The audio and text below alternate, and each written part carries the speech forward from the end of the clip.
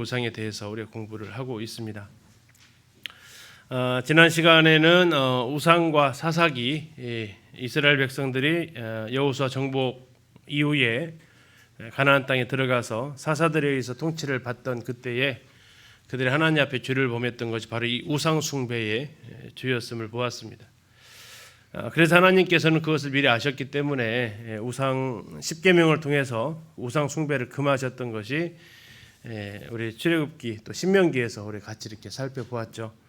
총 10계명 중에서 1번과 2번 계명이 하나님 이외의 그 신들을 허락하지 않는 이 모습들을 우리가 같이 이렇게 살펴보면서 하나님께서 가나안 땅에 들어가서 이런 우상을 숭배하지 말 것들을 말씀하심을 이렇게 또 같이 살펴보았습니다.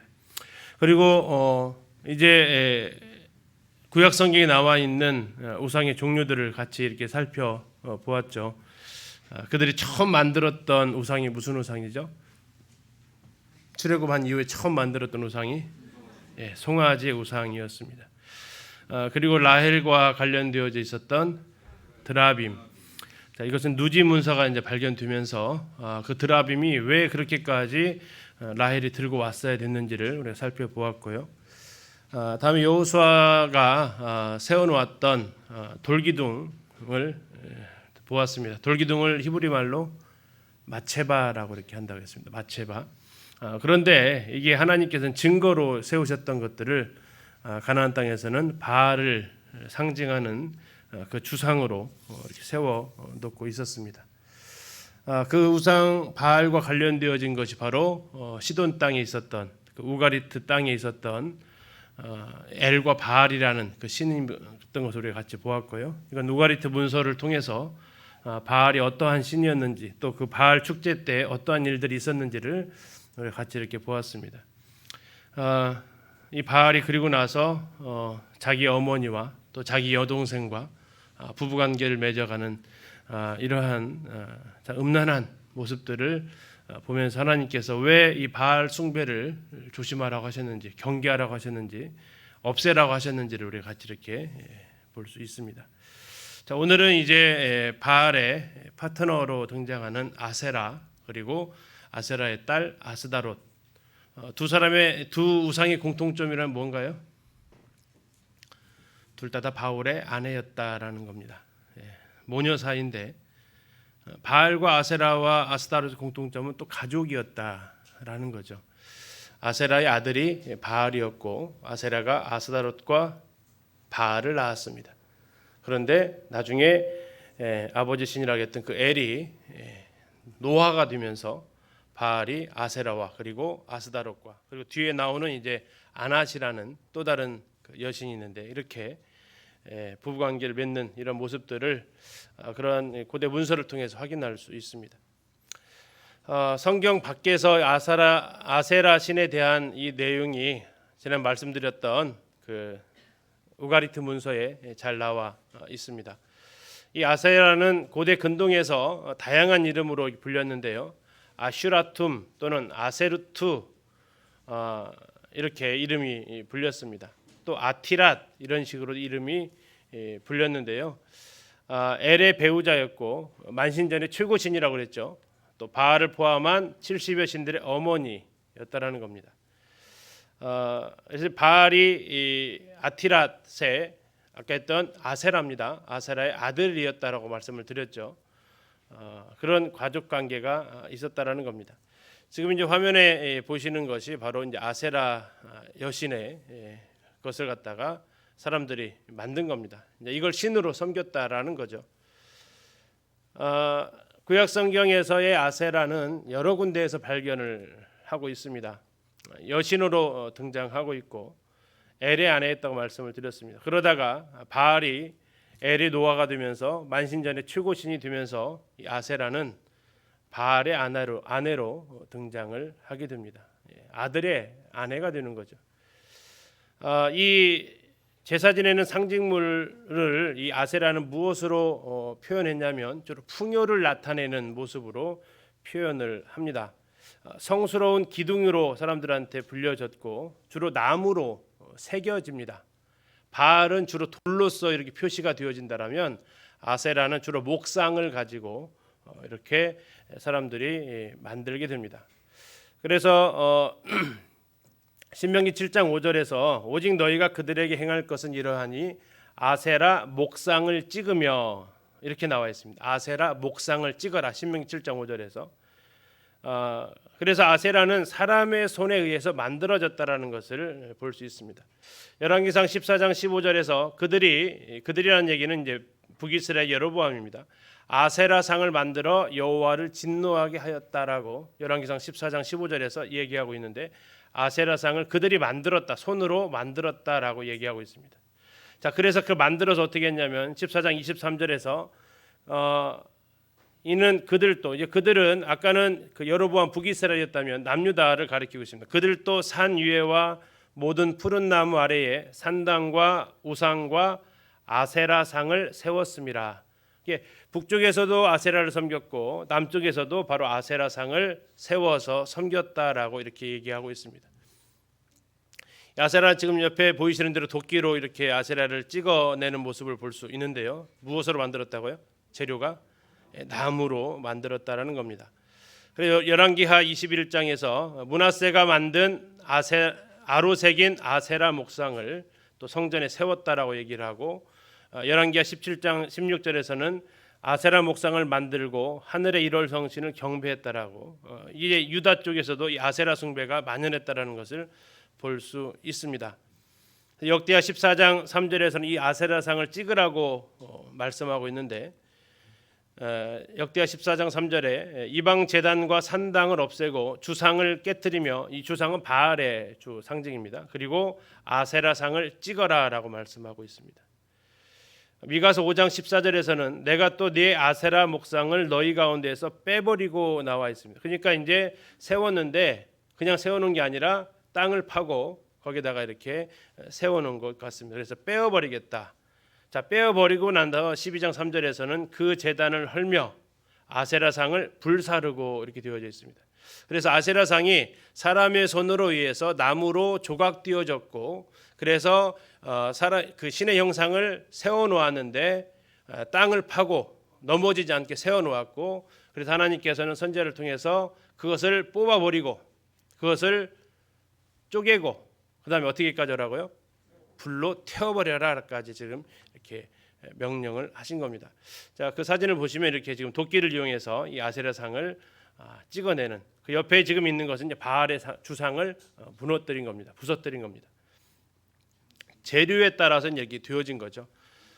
예, 뭐 우리나라에 이렇게 옛날 마을 가면 천하대장군, 뭐 지하대장군 이렇게 장승해 놓는 것처럼 그런 형태로 이스라엘의 아세라상을 이렇게 목상으로, 바알상은 도롤로, 주상으로 이렇게 세워놨다는 얘기입니다.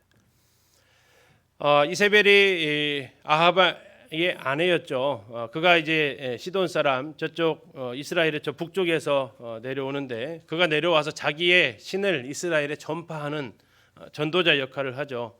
그가 어떠한 일을 했냐면 열왕기상 16장 32절 33절에 이렇게 기록되어져 있습니다. 사마리아에 건축한 바알의 신전 안에 바알을 위하여 제단을 쌓으며 또 아세라상을 만들었으니 그는 그 이전에 이스라엘의 모든 왕보다 심히 이스라엘 하나님을 노하시게 하였더라. 그래서 사마리아에 바울의 신전이 있었고 거기에 무엇을 세워놨다고요? 이 아세라상을 만들어서 세워놓았다라고 이야기를 하고 있습니다.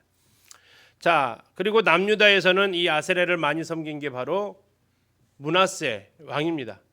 이 므낫세는 바알을 위해서 단을 쌓았고 아세라 목상을 만들었다고 열왕기하 21장 3절에 나와 있는데, 므낫세의 아버지 히스기야가 헐어버린 산당들을 므낫세가 다시 세우며 이스라엘의 왕 아합의 행위를 따라 바알을 위하여 제단을 쌓으며 아세라 목상을 만들며 이렇게 나와 있습니다. 므낫세가 바로 아세라 목상을 또 만들었다라고 이야기하고 있습니다. 자, 이것을 므낫세의 손자에 해당되는 요시야가 종교 개혁을 하면서 이 아세라상을 없앤다고 성경은 기록하고 있죠. 열왕기하 23장 4절에서 요시야가 대제사장 힐기야와 모든 부제사장들과 문을 지킨 자들에게 명령하여 바알과 아세라와 하늘의 일월 성신을 위하여 만든 모든 그릇들을 여호와의 성전에 내다가 예루살렘 바깥 기드론 밭에서 불사르고 그것들의 죄를 베델로 가져가게 했다라고 나와 있습니다. 이게 므낫세가 세운 것을 요시아가 이제 정리를 했다라는 거죠. 4번을 보시면 성경은 아세라와 아스다롯이 서로 바뀐다는 얘기는 교체된다는 게 아니고 바알의 아내로 서로 등장한다라는 겁니다. 사사기 3장 7절에서는 바알의 배우자가 아세라로 나옵니다. 사사기 3장 7절에서 이스라엘 자손이 여호와의 목전에 악을 행하여 자기들의 하나님 여호와를 잊어버리고 바알들과 아세라들을 섬긴지라 해서 바알의 짝꿍이 아세라로 나와 있습니다. 그런데 열왕기상 16장 33절에서는 사사기 2장 13절에서는 어떻게 나옵니까? 그들이 여호와를 버리고 바알과 아스다롯을 섬겼다 이렇게 나오고 있습니다. 그러니까 어떤 때는 바알과 아세라가 짝꿍으로 나오고 또 어느 곳에서는 바알과 아스다롯이 짝꿍으로 나오는데 그러다 보니까 아세라가 아스다롯인가 이렇게 생각하는 게 우리가 쉽다는 얘기죠. 근데 같은 신이 아니고 하나가 엄마고 하나는 딸이라는 겁니다. 아세라가 엄마고 아스다롯은 딸이고, 자 이런 가운데 이렇게 바알이 두 여신을 이제 아내로 삼는 이런 해괴한 일들이 이 땅에서 있었다라는 겁니다. 그 아세라를 섬기는 제단이 사마리아 북이스라엘의 수도죠. 예루살렘 남유다의 수도입니다. 이곳에 있어서 그들이 섬겼다라고 이렇게 기록되어져 있어서 아세라상의 이런 모습들이 다양하게 보입니다. 아까 좀 다르죠. 이 신의 모습이 하나가 있는 게 아니고 이걸 통해서 이제 풍요와 다산의 신을 보여주는 모습들을 우리가 확인할 수 있습니다. 자, 그리고 이제 성경에서 이것을 하나님께서 심히 금하셨던 것 중에 바로 이 바알과 아세라의 종교 축제 때문에 하나님께서는 이걸 엄히 금하셨는데요. 자, 그들이 이 제사를 지내면서 우리처럼 예배가 거룩하고 하나님 앞에 나아가는 영광 돌리는 시간이 아니라 그들은 그 제사 시간이 축제면서 쾌락을 즐기는 시간이었습니다.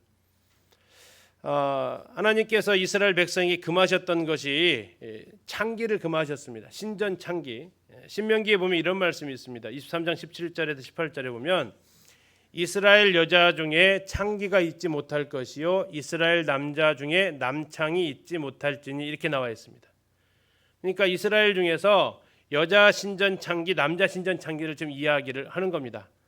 단순히 그냥 이 유흥업을 하는 사람이 아니고 신전에서 섬기는 이러한 사람들을 있게 하지 못하도록 하나님께서 말씀하셨는데 그것은 이미 가나안 땅에는 이런 것들이 일반화되어 있었기 때문이라는 거죠. 자, 그들이 바알과 아세라가 실제로 존재합니까? 없는 거. 이건 자기들이 만들어 놓은 신이에요. 자기들이 만들었다고 없던 신이 생기는 건 아닙니다. 근데 그것을 갖다가 없는 그 신들을 보이는 것으로 구체화하고 형상화하는데 누구를 통해서 한다고요? 이 신전에 있는 창기들을 통해서 한다는 얘기입니다. 그래서 남자들은 그 제2축제에 와가지고 이 제물을 드리고 여자 신전에 있는 창기하고 또 여자들은 제물을 드리고 그 신전에 있는 남자 신전 창기하고 성적인 관계를 맺는다라는 거죠. 그래서 그들은 아주 음란한 그 자체를 보여주고 있습니다. 그런데 그들은 전혀 그런 부분에 있어서 정죄감 자체를 받지 않았는데 왜냐하면 이것은 하나의 제사의 일부라고 생각을 했다라는 겁니다. 바알과 아세라 신전의 매춘으로 드리는 제사는 바알 신화에 근거하고 있는데 아까 봤던 아낫과의 그 관계입니다. 읽기도 참 지저분할 정도로 그런 내용들이 기록되어져 있는데 아낫이 성경에서 누구로 나온다고 그랬죠? 사사기에서 삼갈의 부모로 나온다고 했습니다. 아낫의 아들 삼갈이라고 그랬잖아요. 거기서 바로 이제 그 아낫이라는 것은 그 신의 이름을 가져온 거겠죠. 아니면 아낫에게 바쳐진 사람이라는 의미를 가질 수도 있습니다. 그러한 그가 하나님께 이제 쓰임 받은 사람이었다는 얘기죠. 소문은 막대기로. 아무튼 이 아낫이 나중에 이제 암소의 상징이 되면서 바알과 아낫이 또 성적으로 결합을 합니다. 이게 바알이 아버지가 놓아두면서 아세라와 그리고 자기의 여동생인 아스다롯과 또 자기를 구해줬던 아낫과 이런 가족 안에서의 이러한 음란한 일들을 했던 것들이 이제 기록에 나와 있고요. 자, 이런 것을 하면서 그들이 바랬던 것은 그걸 음란하다고 생각한 게 아니라 그렇게 해야만 뭐가 된다고요? 풍년이 된다라고 생각한 겁니다. 풍년이 된다. 그래서 하나님께서는 이러한 제의들을 계속해서 경고를 하신 겁니다. 출애굽기에서도 하나님께서 경고를 하셨습니다. 너는 삼가 그 땅의 주민들과 언약을 세우지 말지니 이는 그들이 모든 신을 음란하게 섬기며 그들의 신들에게 제물을 드리고 너를 청하면 네가 그 제물을 먹을까 함이며, 자, 이제 제물을 가서 먹죠. 16절에 또 네가 그들의 딸들을 내 아들들의 아내로 삼음으로 그들의 딸들이 그들의 신들을 음란하게 섬기며 내 아들들에게 그들의 신들을 음란하게 섬기게 할까 함이니라. 이게 금하셨습니다. 레위기에서도 계속해서 금하시고 역대하에서도 계속해서 금합니다. 에스겔서에서 이것이 어디까지 가냐면 나라가 망하는 일들 가운데 갔다라고 이렇게 이야기를 하고 있습니다. 또 하나는 거기에서 이루어지는 일들이 사람들끼리도 이루어지는데 참 괴기합니다. 한번 읽어보시면 이렇습니다. 고대 가나안 지역에서 결혼 정령기의 여인들은 장래의 남편에게 다산을 보증하기 위해서 신전에 있는 풍요의 여신을 대표하는 남자 신전창기와 성관계를 맺는 경우가 많았다. 성관계를 맺은 여성은 표식을 받았고 남자들은 신전 제의를 거친 여자를 신부로 맞이했다. 결혼하는 하나의 코스였다라는 거죠. 뭐가요? 이 바알의 축제에 가가지고 남자 신전창기와 하룻밤을 보내야 그 여자가 증표를 받아와서 이제 나는 풍요의 여신의 길을 받았다. 그래서 나는 이제 자녀를 많이 낳을 것이고 나를 결혼하면 좋다. 그래서 남자들이 또 그것을 인정하면서 받아들였다는 얘기죠. 이런 해괴한 일들이 그들에게 일어나는데 호세아서 이렇게 이야기를 하고 있습니다. 호세아 4장에서 내 백성, 이 호세아는 이스라엘이 망할 때의 마지막 선지자입니다. 북이스라엘이 내 백성이 나무에게 묻고 그 막대기는 그들에게 고하나니 이는 그들이 음란한 마음에 미혹되어 하나님을 버리고 음행하였음이니라.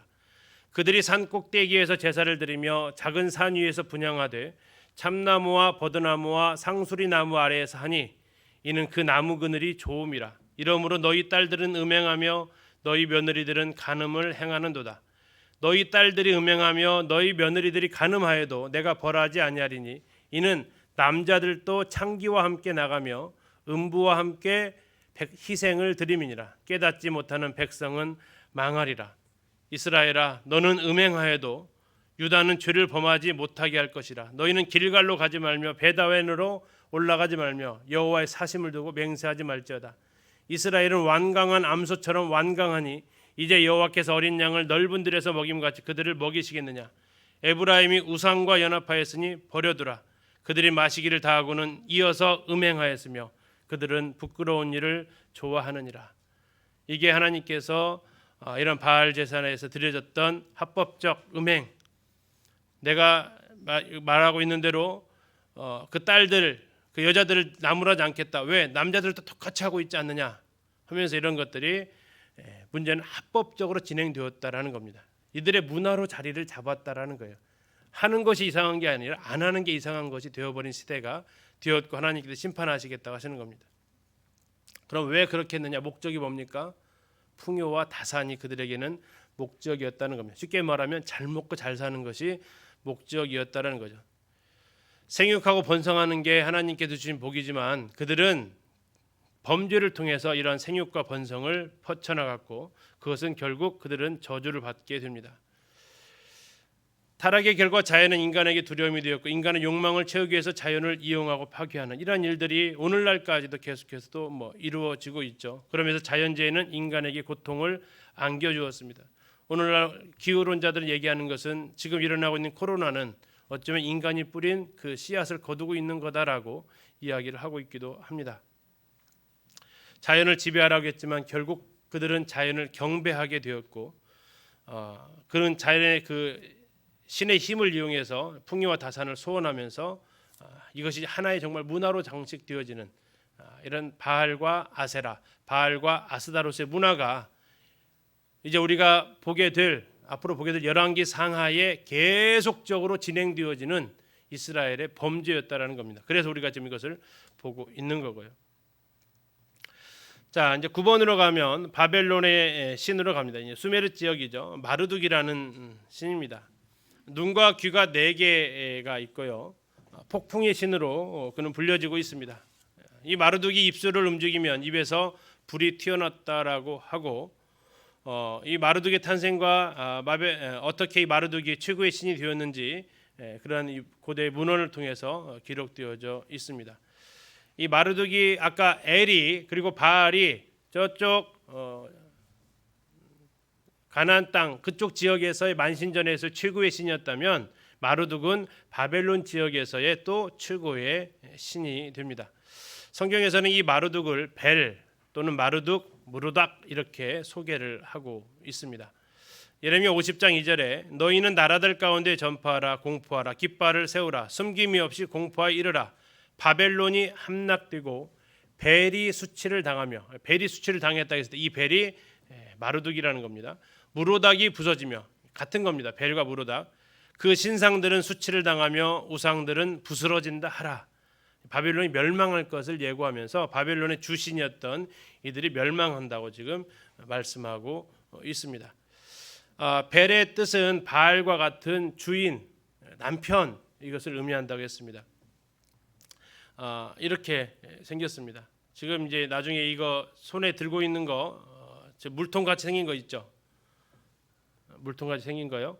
자, 이것은 이제 나중에 생명수처럼 이렇게 취급이 되어지고 이렇게 여러 이 모습으로 마르둑은 표현되어지고 있습니다. 자, 10번에 가면 이제 블레셋 지역에 있었던 다곤 신이 있습니다. 자, 다곤 신은 이게 또 이상한 내용인데요. 아까 바알의 아버지가 누구라고 그랬죠? 엘이라고 그랬죠. 근데 우가리 신화에 보면 바알의 아버지가 또 다간으로 나옵니다. 다곤으로 나온다는 얘기예요. 이들의 계보는 이해가 안 가는 계보예요. 풍요의 신으로 알려져 있고, 다곤은 이 메소포타미아 지역에서 유명한 신이었고요. 아모리 사람들에게도 유명한 신이었습니다. 아주 그쪽 메소포타미아 지역부터 시작해서 블레셋에 있었던 이스라엘 땅이 가사까지 굉장히 넓은 지역에 걸쳐서 숭배하고 있었습니다. 성경에 나와 있는 이 다곤이라 관련된 지명들도 나오고 있고요. 삼손이 죽었던 것도 바로 이 다곤 신전입니다. 하나님의 법궤를 두었다가 이 다곤 신의 머리와 손목, 발목이 끊어졌던 것도 바로 이 다곤 신이고요. 나중에 이 블레셋 사람들이 사울의 목을 잘라가지고 그 목을 갖다가 모셔놓은 것도 어디예요? 바로 이 다곤의 신전이었습니다. 지금 보시는 것처럼 반절은 물고기죠. 그 다음에요, 반절은 사람입니다. 그래서 이제 반인 반어, 짐승이 아니 짐승이면 반인 반수라고 하는데 물고기 어쩌서 반인 반어입니다. 우리 여기 있는 학생들은 인어공주는 익숙할 겁니다, 그렇죠? 근데 이건 인어 뭐예요, 그럼요? 인어 왕자예요, 인어 왕이에요. 자, 이렇게 되어진 이런 신들이 상당히 오래 전부터 되어져 있었고, 인어공주도 이 맥락에서 아마 나오지 않았나 싶은 겁니다. 이러면서 이제 이 다곤 신이 굉장히 우대를 받았던 신 중에 블레셋에 해당되고요. 그 다음에 이제 하나님을 굉장히 분노케 했던 신들이 나오는데, 모압의 그모스, 또 암몬의 몰렉, 이런 신들이 나옵니다. 이스라엘이 요단강을 건너면 만날 수 있는 민족들이었죠. 요단강 동편에 자리 잡고 있었던 민족이 바로 모압과 암몬입니다. 자, 모압은 가나안의 바알도 섬겼지만 국가신이 있었는데, 그가 국가신 이름이 뭐라고요? 그모스라는 겁니다. 그모스. 그모스 지금 사진 보지만 어떻게 생겼어요? 좀 무시무시하게 생겼죠. 자, 지금 이 안에 지금 빨갛게 되어져 있는 게 뭐 같아요? 불입니다. 이 속은 비어 있습니다. 불을 떼면 이 몸 전체가 이제 뜨거워지는 거죠. 자, 나중에 이제 몰렉하고도 이제 비슷한 부분이 바로 이 부분입니다. 그들은 나라의 흥망성쇠가 바로 그모스의 도움과 진노에 따라서 결정된다고 믿었고요. 성경에서도 모압의 주신을 그모스라고 밝히고 있습니다. 민수기 21장 29절에서 모압아 네가 화를 당하였도다, 그모스의 백성아 네가 멸망하였도다 하면서 모압을 그모스의 백성이라고 소개를 하고 있습니다. 사사기 11장 24절에서도 너의 신 그모스가 너에게 주어 차지하게 한 것을 네가 차지하지 아니하겠느냐 입다가 이렇게 이야기를 하면서 모압과 암몬의 신에 영향력을 끼쳤던 신이 바로 그모스라는 것을 보여주고 있습니다. 그리고 솔로몬이 모압 여인을 후궁으로 맞이하면서 그모스 신당을 예루살렘에다가 세웠고요. 자, 이것을 요시아까지 계속 진행이 됩니다. 중간에 이것을 깨버린 사람이 없었다는 얘기예요. 왜요? 산당을 없애지 않았기 때문에 그렇습니다. 그래서 열왕기하 23장 13절에 이걸 누가 깨냐면 요시아가 그것을 깹니다. 예루살렘 앞 멸망의 산 오른쪽에 세운 산당들을 왕이 더럽게 하였으니 이렇게 나와 있는데, 이는 옛적에 이스라엘 왕 솔로몬이 시돈 사람의 가증한 아스다롯과 모압 사람의 가증한 그모스와 암몬 자손의 가증한 밀곰을 위하여 세웠던 것이며, 솔로몬이 세웠던 것을 언제까지요? 요시아 때까지 놔두고 지냈다라는 겁니다. 그러니까 유다의 이러한 죄악들이 심판을 당하는 모습들이 결코 이렇게 어색하지 않다라는 걸 확인할 수 있죠. 자, 요시아 때 활동했던 선지자가 바로 그래서 누구냐면 예레미야입니다. 요시아와 예레미야는 같은 시대 사람이었는데 예레미야가 그것을 예레미야 48장 7절에 얘기합니다. 그모스는 그의 제사장들과 고관들과 함께 포로되어 갈 것이라. 다음에 48장 13절에서는 이스라엘 집이 베델을 의뢰함으로 수치를 당한 것 같이 모압이 그모스로 말미암아 수치를 당하리라. 46절에서는 모압이여 너에게 화가 있도다, 그모스의 백성이 망하였도다 하면서 이 모압이 그모스와 함께 망했다라고 성경은 기록하고 있습니다. 자, 그리고 성경에서 이제 가장 강하게 심판을 언급한 신이 바로 암몬의 몰렉 신입니다. 몰렉을 다른 말로 밀곰이라고도 하고요, 몰록이라고도 합니다. 번역에 따라서 같은 신이라고 이렇게 기억을 하시면 되겠습니다. 이것의 가장 흉악한 짓은 무엇입니까? 인신 제사를 드렸다라는 겁니다. 그 인신 제사의 대상은 누구고요? 어린 아이들이었다라는 거죠. 지금 아까 그 그모스랑 보셨던 대로 이 몰렉 신도 이 아내가 지금 색깔만 이렇게 보여서 그러지 이 아내가 이렇게 불로 태워지고 있습니다. 그리고 그 손을 보시면 보이시죠? 이 손 안에 지금 어떻게 되어 있어요? 누가 올려져 있어요? 아이가 올려져 있습니다. 그래서 묶어놓고 아이가 이 뜨거운 열기가 올라가면 청동으로 되어 있기 뚫려 있기 때문에 그 열기가 그대로 온몸으로 올라가서 아이의 몸에까지 그 뜨거운 열기가 올라가게 됩니다. 그럼 아이가 어떻게 할까요? 뭐 자지러지게 이제 우는 거죠. 자, 그러면 이것을 그 울음소리를 듣기 싫으니까 어떻게 해요? 그 밑에서 온갖 악기를 두드리면서 아이의 울음소리가 들리지 않게 하는 겁니다. 그러면서 그것을 못 보게 하면서 그들이 거기에서 광란의 축제를 벌이게 하는 거, 이게 바로 몰렉 제사라고 성경은 이야기하고 있습니다. 나반을 보시면 몰렉은 지하 세계의 신입니다. 지하 세계의 신. 57장 9절에서 네가 기름을 가지고 몰렉에게 나아가되 향품을 더하였으며 네가 또 사신을 먼 곳에 보내고 스오레까지 내려가게 하였다. 스오레까지 바로 지하 세계를 얘기하죠. 그곳으로 이 몰렉이 그곳의 신이라는 것을 볼 수 있습니다. 그래서 하나님께서는 이 몰렉을 숭배하는 자들을 반드시 죽이라고 레위기 18장 21절에서 너는 결단코 자녀를 몰렉에게 주어 불로 통과하게 하므로 내 하나님 이름을 욕되게 하지 말라. 20장 2절에서 이스라엘을 거류하는 거류민이든 그의 자식을 몰렉에게 주면 반드시 죽이되 그 지방 사람이 돌로 칠 것이다. 몰렉을 음란하게 섬기는 모든 사람을 그들의 백성 중에서 끊으리라라고 얘기하시면서 인신제사를 하나님께서 엄격하게 금하고 계십니다. 자, 문제는 이제 몰렉의 암몬의 신 몰렉이 자기 자녀들을 불러 통과시켜서 사람을 제물로 바치는 제의로 몰렉을 숭배했던 음란한 종교인데, 문제는 이걸 누가 따라했다고요? 이스라엘 백성들도 이것을 따라했다라는 겁니다. 신명기 12장 31절에서 그들은 여호와께서 꺼리시며 가증히 여기시는 일을 그들의 신들에게 행하여 심지어 자기들의 자녀를 불살라 그들의 신들에게 드렸느니라. 그 인신제사는 이 나라만 있었던 것도 아니고요. 우리나라 전래동화에도 인신제사가 나오잖아요. 그 유명한 뭐예요? 심청전이잖아요. 심청전도 인신제사입니다. 이런 것들이 아주 편만하게 펼쳐져 있었던 하나님을 떠난 사람들의 어리석은 모습들을 보여주는 거죠. 라본을 보시면 솔로몬은 또 아까 금오수도 세웠는데 이 몰렉신도 또 세우게 되고요. 이 솔로몬을 따라서 했던 사람이 또 유다의 아하스라는 왕도 이 몰렉신을 섬기게 됩니다. 열왕기하 16장 3절에 보면 이스라엘의 여러 왕의 길로 행하며 아하스입니다. 또 여호와께서 이스라엘 자손 앞에서 쫓아내신 이방 사람의 가증한 일을 따라 자기 아들을, 아하스의 아들이면 왕자 아닙니까? 그렇죠? 자기 아들을 불 가운데로 지나가게 했다. 이게 바로 아하스입니다.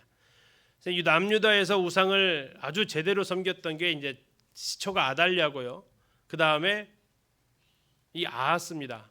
그리고 뒤에 나오는 므낫세, 대표적인 우상 숭배했던 왕들인데 바로 이 아하스도 몰렉의 제사를 드렸다는 것을 볼 수 있습니다.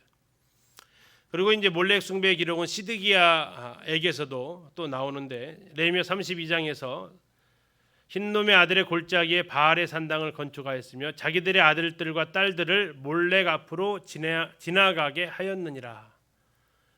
이스라엘 백성이들이 계속해서 몰렉을 섬겼다는 것을 고발하고 있습니다. 결국 시드기야 왕은 바벨론의 포로가 되어 가게 되죠. 바본에 보시면 몰렉은 예루살렘 성 밖에 어디에 있었냐면 흰놈의 아들 골짜기에 있었다라고 나오고 있습니다. 거기에 도벳이라는 곳이 나오는데 뜻이 불사르는 곳입니다. 여기에서 이제 자녀들을 몰렉신에게 줘가지고 불 속으로 지나가게 하는 인신 제사를 바쳤고 이것을 파괴한 사람이 요시아라고 성경은 또 기록을 하고 있습니다. 요시아가 참 많은 일을 했죠. 이 성경 곳곳에 몰록 제사가 열왕기하, 예레미야, 신명기, 에스겔 계속해서 나오는데요. 다시 말하면 이스라엘 전 역사 가운데서 이 몰렉 인신 제사는 끊이지를 않았다라는 것을 우리는 알 수 있고 이것이 바로 하나님을 진노케 하는 일들이 되었다라고 우리는 살펴볼 수 있습니다. 지금 그림으로 보여진 이 장면이 아까 말씀드린 대로 이 아이를 지금 손에 몰렉의 제사장이겠죠. 이 아이를 지금 몰렉에게 이렇게 바치는 그 밑에는 지금 불이 이렇게 활활 타오르고 있고 그 밑에 사람들은 이제 몰렉에게 경배하면서 제사를 지내는 이런 일들을 그들은 따라서 했습니다. 자, 이게 이제 하나님의 진노를 많이 샀던 범죄 중에 하나입니다. 참 이 다음에 이제 13번째요. 섬길 신이 없어서 야를 섬기는데요. 뭐예요?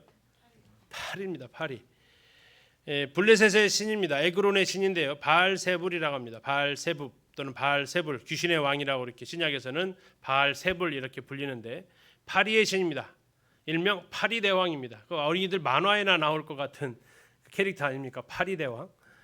근데 이 아하시아라는 왕이 있었습니다. 아합의 아들이었던 아하시아가 열왕기하에 나오는데 자기가 병에 걸리니까 하나님을 묻는 게 아니라 거기에 엘리야 같은 선지자가 있었는데 엘리야한테 묻는 게 아니라 누구한테 물어요? 이 파리대왕한테 가서 물어보러 신하를 보내는 겁니다. 그러니까 엘리야가 중간에 이 신하를 만나가지고 책망을 하죠. 이스라엘에 물을 선지자가 없어가지고 그 파리대왕한테 가서 질문을 하냐. 네 왕이 살지 못할 것이다라고 전해라 하면서 이제 그 이야기가 열왕기하에 나오고 있습니다. 파리, 그렇죠? 근데 밑에 보니까 이 파리가 굉장히 무서워졌죠. 이게 이제 바알세불인데요. 신약에 나오는 바알세불 귀신의 왕으로 등장하고 있는 신입니다. 하늘에 거하는 주라는 뜻을 가지고 있습니다. 바알이라는 단어 자체가 뭐라고요? 주라고요. 주. 바알이 뜻이 주입니다. 주. 자, 마태복음 10장 25절에서 집 주인을 바알세불이라 하였거든. 예수님이 하셨던 말씀입니다. 집 주인을 바알세불이다 한다. 24절에서 이가 귀신의 왕 바알세불을 힘입지 않고는 귀신을 쫓아내지 못한다 이렇게 했을 때 예수님께서 이제 반박하시면서 말씀하신 거죠. 자, 심지어는 이런 파리까지 이제 그들이 숭배의 대상이 되었습니다. 다음에 이제 14번에 보시면 아수르의 신 니스룩이 나옵니다. 이건 이제 사네빌의 개인 신입니다. 자, 사네립은 누굽니까? 남유다를 치러 왔다가 히스기야 왕한테 이제 막 비난하고 조롱했다가 히스기야가 하나님 앞에 기도했을 때 그 18만 5천의 군대를 잃고 초라하게 아수르로 돌아갔던 왕입니다. 지금 이제 오른쪽에 보이시는 게 이게 바로 니스룩이라는 아수르의 신입니다. 열왕기하 19장 37절에 보면 그가 사네립입니다. 그가 그의 신 니스룩의 신전에서 경배할 때에 이렇게 나와 있습니다. 개인의 신이었던 니스룩 사네립의 개인 신이었습니다. 경배할 때에 아드람멜렉과 사레셀이 그를 칼로 쳐 죽이고 아라랏 땅으로 그들이 도망하며 그 아들 에사라돈이 대세에서 왕이 됐다 이렇게 기록되어져 있습니다. 자, 아수르의 역사는 이제 살만에서부터 시작해서 쭉 나가는데 그 사네립은 바로 유다를 침공했던 히스기야 시대의 왕으로 등장하고 있습니다.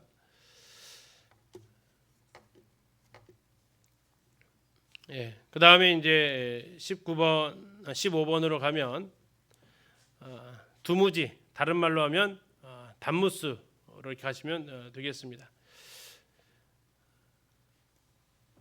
두무지는 여신 이난나의 남편이라고 나오는데요. 바벨론의 신입니다. 이게 왼쪽이 이난나고 오른쪽이 두무지라는 신인데요. 또는 바벨론의 담무스로 불려지기도 하는 그 신입니다. 지난번에 잠깐 말씀을 드렸습니다. 세미라미스의 아들이 바로 담무지였다고요. 근데 이제 여기는 또 두무지로 이난나로 좀 나오는 거죠. 에스겔 8장 14절에 보면 이렇게 나와 있습니다. 그가 또 나를 데리고 여호와의 전으로 들어가는 북문에 이르시기로 보니 거기에 여인들이 앉아 담무스를 위하여 애곡하더라. 담무스가 이른 나이에 죽습니다. 몇 살에 죽었다고요? 40살에 죽습니다. 그래서 이제 이 담무스를 위해서 애곡하라는 겁니다. 젊은 나이에 죽었기 때문에 나중에 이것이 이제 기독교랑 연결되어지면서 사순절이 됐다라고 말씀을 드리기도 했었습니다. 아무튼 이렇게 되면서 이 담무스는 숭배의 대상이 되었고 AD 1300년대까지 계속해서 담무스 숭배를 해오고 있었습니다. 기독교로 들어오면서 이제 좀 축제가 변경된 거죠. 이스라엘의 달력에 담무주월이 있습니다. 이스라엘 달력에 12달 중에서 우리 1월, 2월 하지만 그들의 달력 중에 담무주월이 따로 있습니다. 바로 담무스를 위해서 애곡하는 달입니다. 그런 것이 있을 정도로 그들에게서 아주 만연했던 이런 모습을 보여주고 있는 거죠. 다음에 16번에 하늘의 여왕이 나와 있습니다. 예전에 개역 한글에서는 하늘 황후라고 별명되어졌던 인물입니다. 예레미야가 활동하던 당시입니다. 다시 말하면 남유다가 이제 거의 망할 때라고 생각하시면 되겠습니다. 하늘의 여왕을 섬기는 예배가 예루살렘 거리에서나 유다 도시에 넓게 펴져 있었는데요. 예레미야 7장 16절에 이렇게 나와 있어요. 너는 그들이 유다 성읍들과 예루살렘 거리에서 행하는 일을 보지 못하느냐? 자식들은 나무를 줍고 아버지들은 불을 피우며 부녀들은 가루를 반죽하여 하늘의 여왕을 위하여 과자를 만들며 그들이 또 다른 신들에게 전제를 부음으로 나의 노를 일으키느니라. 온 가족이 누구를 위해서요? 하늘 여왕을 위해서 섬기는 겁니다. 온 가족이 즐겁게 하늘의 여왕을 위해서 빵을 만들었다고 얘기를 합니다. 전에 이제 우리 김은지님께서도 이 부분을 가지고 했는데 우상 숭배를 못하게 하니까 그들이 기뻐한 게 아니라 입이 한자나 나왔던 적이 있었습니다. 이렇게 얘기합니다. 예레미야 44장 17절부터 내용을 보면 17절에서 우리 입에서 낸 모든 말을 반드시 실행하여 우리가 본래 하던 것 곧 우리와 우리 선조와 우리 왕들과 우리 고관들이 유다 성읍들과 예루살렘 거리에서 하던 대로 하늘의 여왕에게 분향하고 그 앞에 전제를 드리리라. 그때는 어떤 때예요? 하늘의 여왕에게 분향하고 제사를 드릴 때에는 그때에는 우리가 먹을 것이 풍부하여 복을 받고 재난을 당하지 아니하였더니 우리가 하늘의 여왕에게 분향하고 그 앞에 전제 드리던 것을 패한 후부터는 모든 것이 궁핍하고 칼과 기근의 멸망을 당하였느니라 하며. 자, 우상 숭배하지 말라고 해서 그걸 싹 없앴더니 이제 오히려 그때부터 이제 못 살게 되었다라고 지금 원망을 하는 겁니다. 이게 지금 이스라엘의 영적인 상태고 이게 예레미야 때 나왔다는 얘기는 그것이 망할 때가 됐다라는 것을 확인할 수 있습니다. 예레미야 당시 유대에서는 메소포타미아의 다른 신들 외 바벨론의 영향이 컸기 때문에 그렇습니다. 유행했던 모습을 볼 수 있습니다. 다에 보시면 하늘의 여왕이 누군가 여러 가지 의견이 있다고 합니다. 그러나 이것은 다 그게 그거고요. 이스라엘 백성들은 이런 여신을 섬겼습니다. 자, 이제 17번에 가면 섬기지 않아야 될 것까지 이제 섬기는데요. 이제 뭐까지 섬깁니까? 이제 성경으로 좀 돌아가자 뭐 운동이 일어나는지 몰라도 구리뱀을 섬깁니다. 민수기 21장에서 불뱀에 물려 죽어가던 사람들이 모세가 뭐를 만들어요? 놋뱀을 만들잖아요. 그래서 그걸 보면 산다고 하잖아요. 그래가지고 그걸 만들었는데 그걸 안 없앴어요. 누가 안 없앴을까요? 모세도 안 없앴고요. 여호수아도 안 없앴고요. 계속 그걸 간직을 하고 계셨던 것 같아요. 아무튼 이 놋뱀이 그들에게 있어서 언제까지 진행이 되냐면 히스기야 시대까지 이것이 계속 왔던 거예요. 어떻게 했냐면 남유다 사람들이 그 구리뱀 놋뱀에게 뭔 영험한 효력이 있는 줄 생각하고 그 놋뱀 앞에서 분향하고 숭배를 했다라는 겁니다. 그들에게 구리뱀은 생명의 전달자요, 독자적으로 생명력을 지닌 신으로 이제 변질되어지는데 이걸 히스기야가 부셔버립니다. 열왕기하 18장에서 히스기야가 그의 조상 다윗의 모든 행위와 같이 여호와 보시기에 정직하게 행하여 그가 여러 산당들을 제거하며 주상을 깨뜨리며 아세라 목상을 찍으며 모세가 만들었던 놋뱀을 이스라엘 자손이 이때까지 향하여 분향함으로 그것을 부수고 느흐수단이라 일컬었더라. 느흐수단은 놋조각입니다. 신 아니다. 이건 뭐라? 놋조각일 뿐이다. 와, 모세가 만들었던 것이요 지금까지 참 보존을 해왔어요. 대단하죠. 와, 하나님 말씀을 그냥 내팽개쳤던 사람들이 이 놋뱀은 계속해서 보관을 잘해서 숭배까지 했다라고 이야기를 하고 있네요. 하나님께서 그들에게 은혜로 베풀어 주셨던 것들을 그들은 우상으로 만들어 버리는 어이없는 행동들을 하게 됩니다. 지금 이제 옆에 보이는 이 사진은 느보산, 모세가 이제 마지막으로 가나안 땅을 보았던 느보산에 세워진 그 놋뱀 아닙니다. 모세가 들었던 놋뱀 아니고 건축물로 되어져 있습니다. 이제 편집하다 보니까 제가 편집 실수가 있어가지고 지금부터 6슬라이드가 통으로 빠져 있습니다. 그래서 우리 단톡방에다 제가 올려놨어요.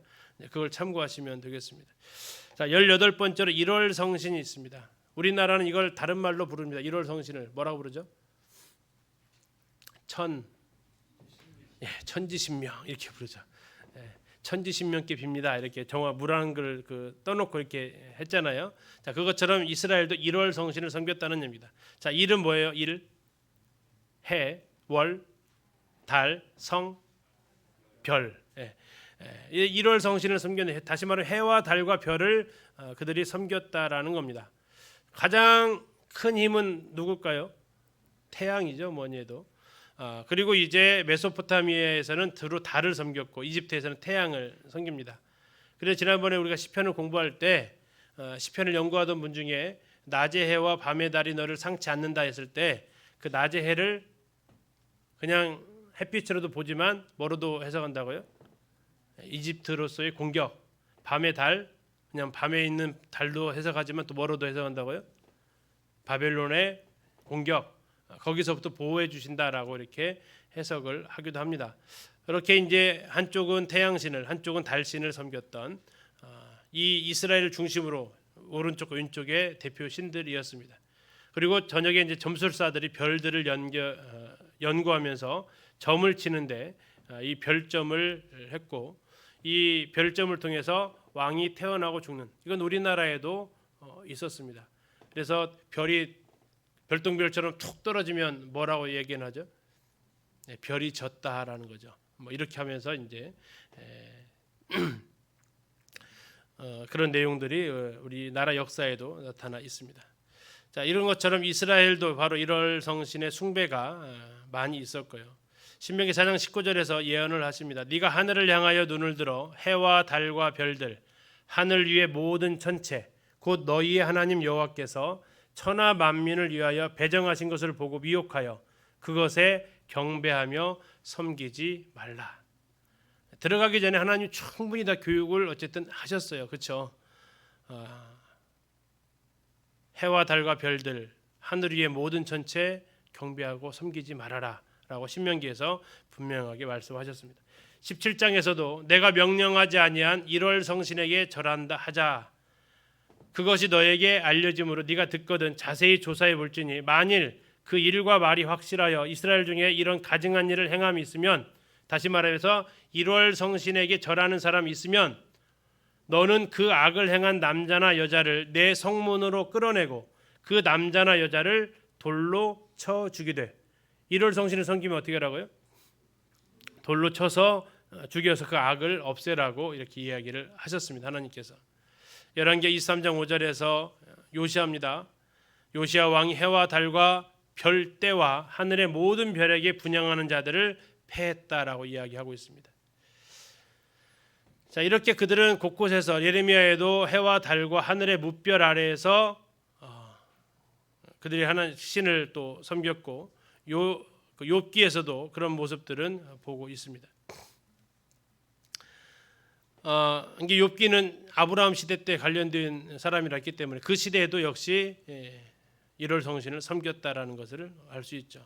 그리고 열왕기하 23장 11절에는 그 태양 숭배가 대중적인 인기를 끌었습니다. 세 번역이 이렇게 되어져 있습니다.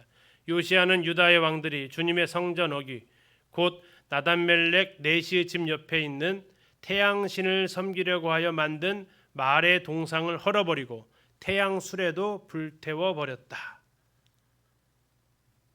자, 요시아가 아까 여러 가지 다 없앴잖아요. 뭐까지 없앴다고요? 태양신을 섬기려고 해서 만든 마르 동상까지 있었다는 거예요. 이것까지도 다 없애버렸다.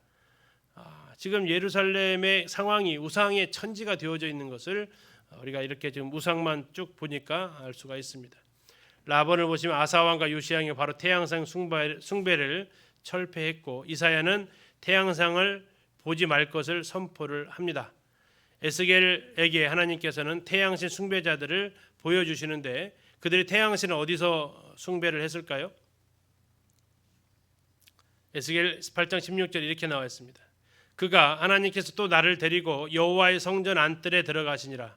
보라, 여호와의 성전 문 곧 현관과 제단 사이에서 약 25명이 어디에서요? 여호와의 성전 문 곧 현관과 제단 사이에서 약 25명이 여호와의 성전을 등지고 낯을 동쪽으로 향하여 동쪽 태양에게 예배하더라. 이게 예루살렘 성전에서 일어난 일이라고요. 성전이 등 위에다 딱 지고 예루살렘 성전의 문은 항상 동쪽으로 향해 있기 때문에 동쪽에서 해가 떠오르니까 성전을 등지고 동쪽에 있는 태양을 향해서 뭐 했다고요? 네, 엎드려 절하면서 예배했다. 이게 어디서 일어났다고요? 성전에서 일어나고 있었다고요. 아모스 선지자는 이제 별을 섬기는 이 숭배를 책망을 합니다. 거기에 보면 신이 나오는데요. 기운과 식굿이라는 신이 나옵니다.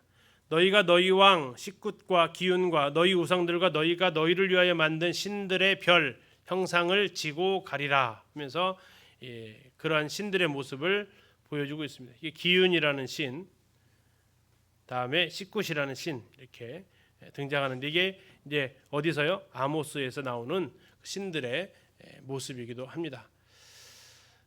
참 다양하게 섬겼죠, 그죠? 자, 그리고 이제 유다 왕들의 아킬레스건 산당입니다. 산당, 하이플레이스, 바마라고도 하는데요.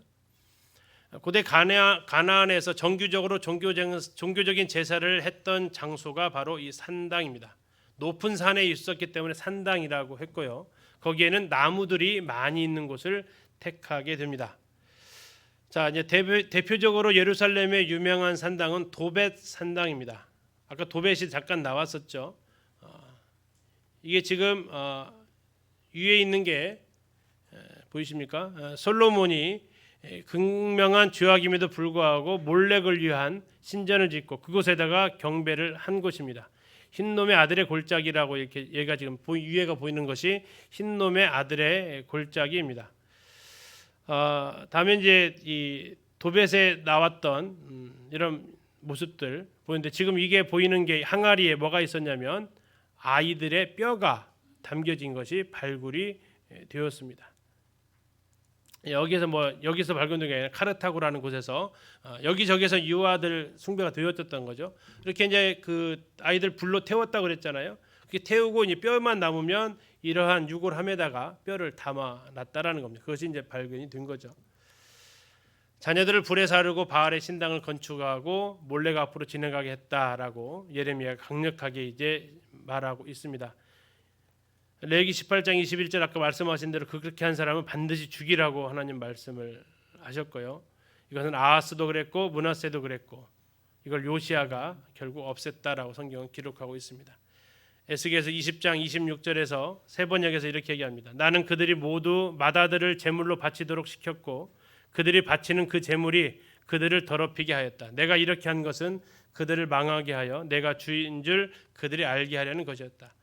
하나님께서 이렇게 하도록 시키신 게 아니라 방치를 한 겁니다. 이제 망할 때가 다 되었기 때문에 안타까운 심정을 그 하나님 마음을 읽을 수 있는 구절입니다. 다음에 그 문둥병 아람 장군 누구죠? 나아만이죠. 그 사람이 했던 말 중에 나오는 아람의 신입니다. 림몬 신입니다. 우가리 신화에 나오는데 하닷이라고 나오는데 바알의 또 다른 이름이 바알 신과 같이 이름을 붙여줄 수 있다는 얘기죠. 천둥과 번개의 신이고요. 열왕기 5장에서 이렇게 얘기합니다. 여호와께서 당신의 종을 지금 나아만입니다. 용서하시길 원합니다.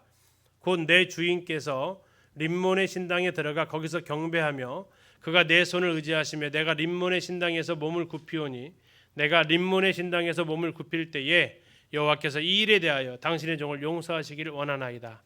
이렇게 이야기를 하고 있습니다. 바로 암몬 그 왕이 섬겼던 림몬 신의 모습입니다. 다음에 호세아서에 가면 베다웬이라고 나와 있습니다. 이 베다웬을 뭘로 번역할 것이냐는 여러 가지 의견들이 있는데 많은 분들이 베델이라고 이렇게 이야기를 하고 있습니다. 이 아웬, 벳아웬에서 아웬의 의미가 고통, 사악함이라는 뜻을 갖고 있고 베이트는 집이죠. 그러니까 고통하는 집이죠. 악의 집이고요. 사악한 집이고요. 하나님의 집이라고 불렸던 베델입니다. 누가 그렇게 불렀어요? 창세기에서 야곱이 그렇게 불렀습니다. 근데 그 집이 지금 뭐가 됐다고요? 벳아웬이 됐다고. 이게 엘이 아니고 벳엘이 아니고 벳아웬이 됐다라고 합니다. 벳아웬은 고통의 집, 사악한 집, 악의 집, 우상의 집 이런 뜻을 가지고 있습니다. 아웬의 산당은 파괴되어서 가시와 찔레가 가득하게 될 것이라고 호세아서에서 예언이 되어져 있습니다. 호세아 10장 8절에 이스라엘의 죄 곧 아웬의 산당은 파괴되어 가시와 찔레가 그 제단 위에 날 것이니 그때 그들이 산더러 우리를 가리라 할 것이요 작은 산더러 우리 위에 무너지리라 하리라. 지금 이 사진이 이스라엘에 가면 베델이라고 지명되는 곳이 두 군데가 있습니다. 저도 2012년에 갔던 데는 이제 로마군의 십자군 성체가 있었던 곳이 하나가 있고요. 여기는 이번에 이제 1월달에 갔던 그 장소입니다. 또 다른 베델로 여겨지는데 전체적인 그 규모로 봤을 때 이게 베델로 더 보여지고 있습니다. 아무튼 이곳이 베델이 아니고 뭐로 바뀌었다고요? 벳아웬이 됐다라는 겁니다. 하나님의 집이 우상의 집이 되어버린 이스라엘의 현실을 단편적으로 보여주는 말씀이 되겠습니다. 자, 이렇게 해서 이제 살펴보았고요. 다음 시간부터는 이제 7장에 나온 우상과 나무들 내용부터 같이 이렇게 살펴보도록 하겠습니다. 잠시 쉬었다가 9시 10분부터 시작하도록 하겠습니다.